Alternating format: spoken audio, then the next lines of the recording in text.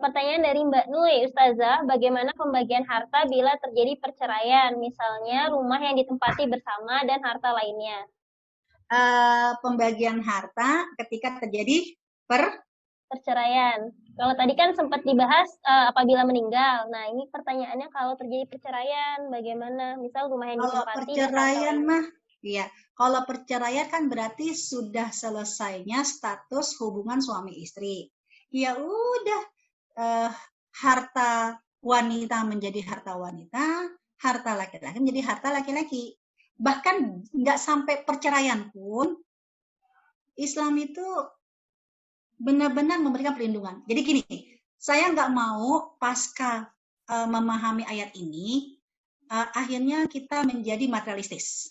Ya, sebab soal pengelolaan harta itu ada dua. Mau pakai surat An-Nisa boleh. Kalau pakai surat An-Nisa berarti kita memahami perlindungan terhadap harta kita. Hartaku, hartaku. Maka aku akan kelola hartaku sendiri, bukan harta suami. Itu kalau pakai surat An-Nisa. Contoh misalnya, dia punya mahar 100 gram emas misalnya deh. 100 gram emas. Ya. Begitu terjadi pandemi corona, suami bangkrut. Suami bilang sama si istri, aku boleh nggak pakai mas kawinmu 100 gram emas untuk modal. Si istri kalau pakai surat An-Nisa nih, pakai surat An-Nisa, mahar ini sudah menjadi milikku. Walaupun dulu itu uangnya suami. Suami nggak boleh ketika istrinya misalnya milih, nggak ah, ini emasku. Ya, suami nggak boleh. Ya Allah, pelit banget sih. Itu juga duit-duit gue gitu kan. Nah, nggak boleh. Kalau istrinya bilang, enggak, ini kan mas kawinku. Nggak masalah. Cuman, bolehlah kita menganggap perempuan itu nggak berperasaan, gitu kan. Orang dalam kondisi butuh kok gitu kan. Tapi kalau memang dia bilang enggak, ya jangan dipaksa. Berarti negosiasinya harus lebih panjang. Atau dia milih yang kedua, oke, tapi akadnya bang, hmm, akadnya udah pakai aja. Nah, berarti suami dihibahkan, diberikan.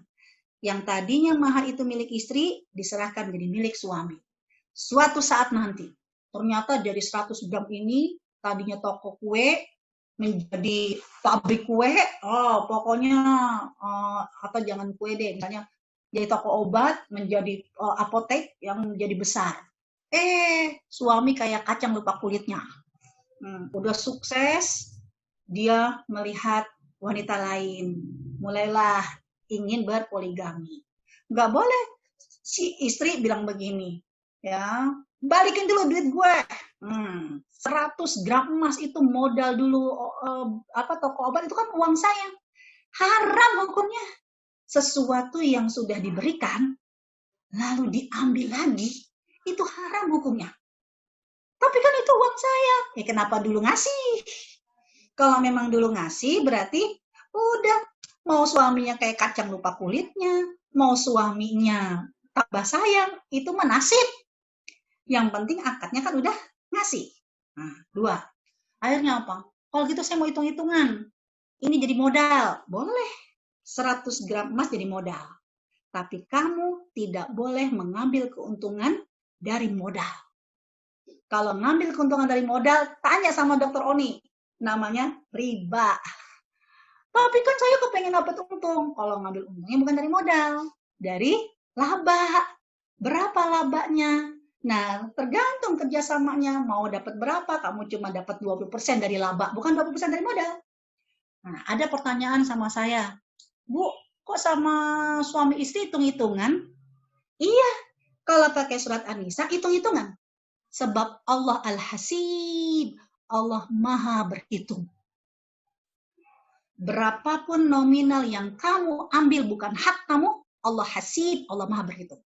Itu kalau pakai surat An-Nisa. Karena ada opsi yang kedua. Siap nggak? Seperti keluarganya Rasulullah dengan Ibunda Khadijah. Ibunda Khadijah nggak pernah pakai surat An-Nisa. Ibunda Khadijah menyerahkan semua hartanya untuk suaminya. Tanpa pernah meminta kembali. Tanpa pernah menghitung kembali.